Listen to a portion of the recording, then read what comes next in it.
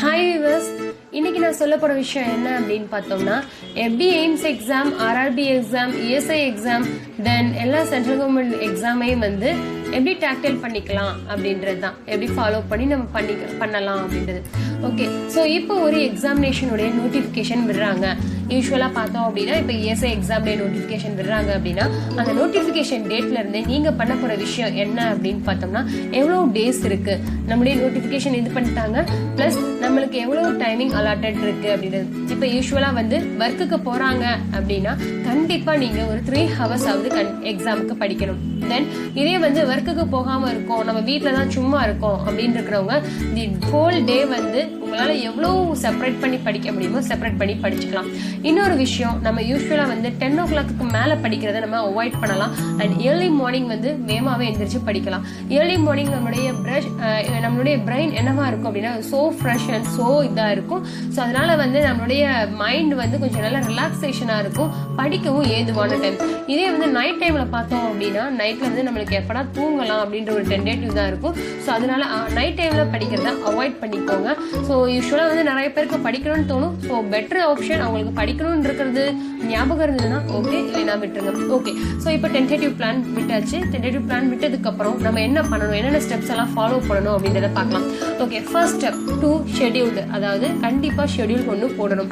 அந்த ஷெட்யூலை வந்து என்ன உலகமே இருந்தாலும் பரவாயில்ல, நம்ம அந்த ஷெட்யூலை கண்டிப்பாக ஃபாலோ பண்ணி போய்கிட்டே இருக்கணும். ஓகே ஓகே ஸோ எப்படி படிக்கலாம், ஷெட்யூல்லாம் போடுறதெல்லாம் இருக்கட்டும், எப்படி படிக்கணும் அப்படின்றத பார்த்தோம்னா கண்டிப்பாக இஎஸ்ஐ எக்ஸாமுக்கு மெமரி பேஸ்டு கொஷின்ஸ் தான் இருக்கும். எந்த எக்ஸாம்னாலும் சரி, சென்ட்ரல் கவர்மெண்ட் எக்ஸாமுக்கு ஜிப்பரை விட மற்ற எல்லா எக்ஸாம்லையுமே மெமரி பேஸ்டு கொஷின்ஸ் தான் இருக்கும். தென் இமேஜ் பேஸ்ட் கொஷின்ஸ் வரும். ஸோ மெமரி பேஸ்டுன்றவ நம்ம எவ்வளோ தியரி படிக்கிறோமோ அவ்வளோ தியரியை வந்து அப்டேட் பண்ணிக்கிட்டே போய்கிட்டே இருக்கணும்.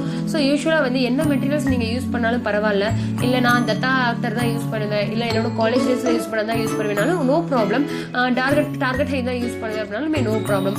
ஓகே, ஒரு சப்ஜெக்ட்டுக்கு அதாவது இப்போ ஃபவுண்டேஷன் எடுத்துக்கிட்டோம் அப்படின்னா வித்தின் 5 daysக்குள்ள வந்து நம்ம ஃபவுண்டேஷனில் இருக்க எல்லா டாபிக்ஸையும் முடிக்கணும்னு நினைக்கணும். அந்த டாபிக்ஸை முடிக்கிறப்ப நம்ம ஃபர்ஸ்ட் என்ன செக் பண்ணணும் அப்படின்னா golden points for the foundation அப்படின்னு போடணும். அந்த கோல்டன் பாயிண்ட்ஸ் வந்து யூஸ்வலாக டார்கெட் ஹை வந்து யூஸ் பண்ணவங்க எல்லாருக்குமே தெரியும்னு நினைக்கிறேன். பேக் புக்கில் பார்த்தோம் அப்படின்னா ஒரு கோல்டன் பாயிண்ட்ஸ் கொடுத்துருப்பாங்க. ஸோ ஃபர்ஸ்ட் அந்த கோல்டன் பாயிண்ட்ஸை வந்து நீங்கள் தர வாய்க்கோங்க. இல்லை டார்கெட் ஹை இருக்கு என்னட்ட, நான் வந்து அதை வச்சே வந்து மெயின்டைன் பண்ணுவேன் அப்படின்னு பார்த்தோம்னா அதில் வந்து ஒரு ஃப்ரண்ட்ல வந்து ஒரு 90 pages இருக்கும். 90 pagesலையுமே வந்து இம்பார்ட்டன்ட் நோட்ஸ் இருக்கும். அந்த இம்பார்ட்டன்ட் நோட்ஸை வந்து நீங்கள் மனப்பாடம் பண்ணிட்டு அப்புறம் நீங்கள் அடுத்து உள்ள இருக்க எல்லா டாபிக்ஸ்க்கு போக ஆரம்பிங்க. ஓகே, ஸோ இப்போ வந்து நம்ம இந்த இம்பார்ட்டன்ஸ் நோட்ஸ் எல்லாம் படிச்சாச்சு, கோல்டன் பாயிண்ட்ஸ் படிச்சாச்சு.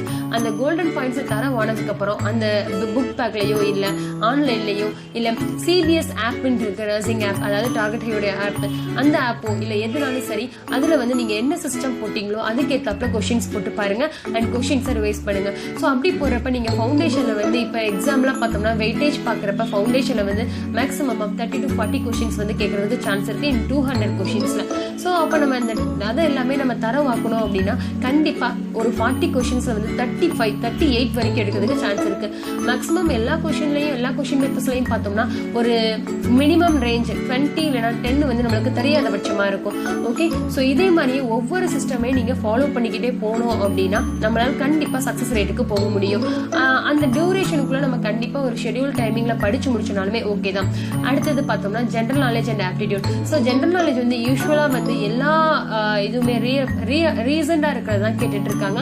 தென் அதுக்கு வந்து நீங்க என்ன பண்ணலாம் அப்படின்னா ஹிந்து பேப்பரை வந்து ஜஸ்ட் ஒரு பொரட்டா போட்டுல வந்து நம்ம ஒரு வாட்டி வாசிட்டு போறதே நல்லதுதான். அண்ட் ஆப்டிடியூட பொறுத்தளவுக்கு உங்களால ஒரு நல்ல மேக்ஸ் எனர்ஜி போட முடியும் அதுதான் அப்படின்றது இருக்கு. ரீசனிங், டீகோடிங் அப்படின்னு நிறைய டைப்ஸ் இருக்கு.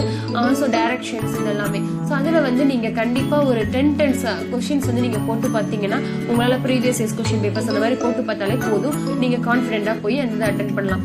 ஓகே, ஸோ இதெல்லாமே எக்ஸாம் டிப்ஸ் அண்ட் ஃபாலோ பண்றதுக்கு முன்னாடி நம்ம எக்ஸாமுக்கு போறதுக்கு முன்னாடி இது பண்றது. தென் எப்படி வந்து எக்ஸாம் டைம்ல எக்ஸாம் அந்த ஆன் த டேபிள்ல வந்து எப்படி ஃபேஸ் பண்ணலான்றத அடுத்த வீடியோல பார்க்கலாம். தேங்க்யூ.